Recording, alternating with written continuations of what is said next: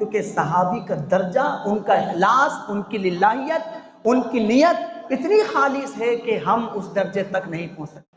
عمل ایک ہے، 2 رکعت نماز 2 شخص نے پڑھی ہے، ایک شخص نے 2 رکعت پڑھی، ایک شخص نے 2 رکعت پڑھی، عمل ایک ہے۔ میں نے بچے سے پوچھا بیٹا بتاؤ ایک کو ثواب کم مل رہا ہے ایک کو زیادہ مل رہا ہے؟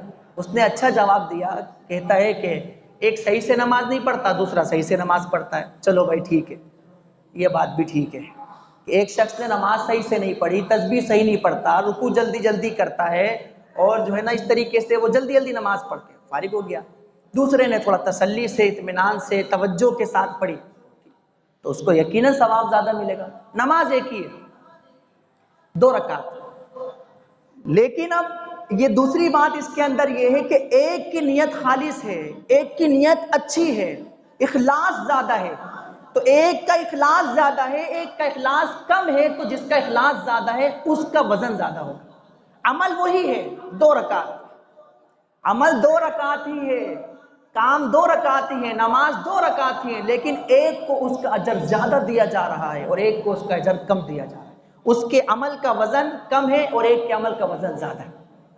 یہ دیکھیں، آپ دیکھیں نا ذرا وہ حدیث پاک، رسول اللہ صلی اللہ علیہ وسلم نے اپنے صحابی کی فضیلت کے لیے بتایا کہ اگر میرا صحابی تھوڑا سا گندم صدقہ کرے، تھوڑا سا گندم صدقہ کرے، ان کا اخلاص کس درجے کا ہے، ان کا مقام کتنا بلند ہے، فرمایا میرا صحابی 2-4 کلو گندم صدقہ کرے اور امت کا کوئی فرد احد پہاڑ جتنا سونا صدقہ کرے اس کے برابر نہیں ہو سکتا۔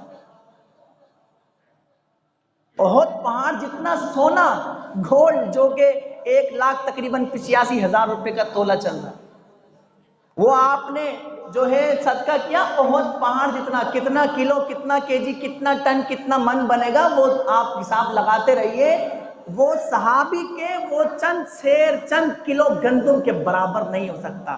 کیوں؟ کیونکہ صحابی کا درجہ، ان کا اخلاص، ان کی للہیت، ان کی نیت اتنی خالص ہے کہ ہم اس درجے تک نہیں